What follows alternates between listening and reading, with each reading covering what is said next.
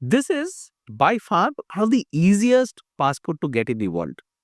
And if you are an economic immigrant, you come on PR to Canada, it is almost predictable. It is straight line method that you will get your citizenship provided you meet the basic eligibility criteria. Now, what are the eligibility criteria? Like, I was here on PR for 3 years. So I was physically present for more than 1095 days, which was the basic eligibility criteria for number of days you have to be in Canada. You need to have 3 years of tax filing, which is no brainer again. And then you go through the process of application where you are invited for citizenship test. Once you pass, you are invited for oath. It's quite simple, basic, and anybody can do. That's what I feel. Now, in my case, once I completed 3 years, I applied for citizenship. And from the date I applied to being invited to oath, surprisingly, it only took 99 days. And in my case, I was not ready to go for oath on the date because I already had a travel plan to India because I had not visited for very long. So I called the IRCC helpline, and agent on the other side, she was insisting that I should cancel my India plan and take this oath ceremony seriously. And I said, I'm serious about oath ceremony, but I was not anticipating because I have been tracking other cases also who have been going through similar process, and I have not come across anybody getting within 99 days being invited for oath ceremony. And I have a firm travel plan. My family is waiting to meet all of us who have not been to India for many years. Then we had a few conversations, and I said, hey, if you insist that I should be canceling my India trip, in that case, I would like to make up my mind that I would like to withdraw my citizenship application.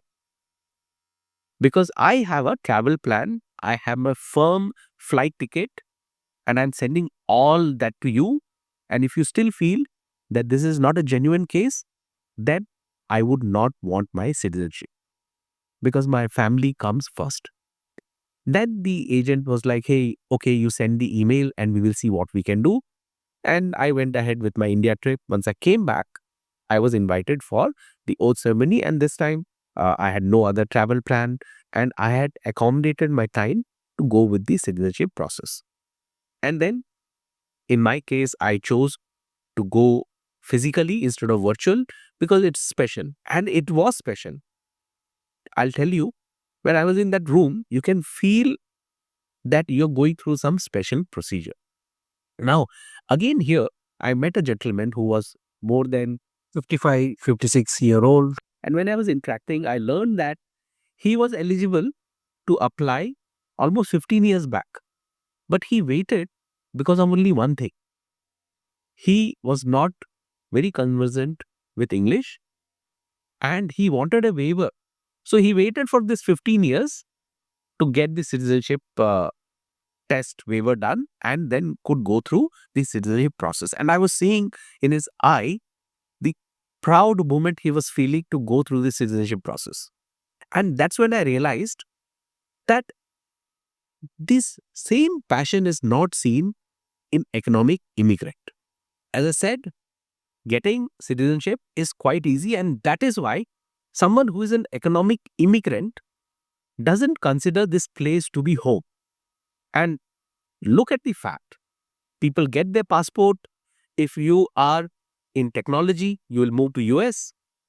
If you're not in technology, you move to Mexico, you move to Dubai, you move to Singapore, you move to UK, Saudi, but Canada is your last priority. So I hope Canada gets to understand this because they made the citizenship process so easy. People are just treating this as another document to give them a way to travel to few countries free of cost and nothing more than that. In fact, one of the 20 years he has stayed in Canada and now he has decided to move to Saudi to be close to his house, and he says that I'm done with Canada. There's nothing left for me. My kids are grown up. They're going to be here, and I have lived my life. I want to stay close to my culture, and I want to move in there. So those who come on economic immigration, for them, they have this choice, and that makes it difficult for them to stay in Canada, because at the end, everyone is looking to arbitrage their life. How I can derive the best out of where I am in that situation. And this is what I have experienced from various conversations I have had with people. And this is why Canada is not moving forward. This is what I think. What do you think? Please let me know your comment. And also, do you think this is the easiest passport to get in world?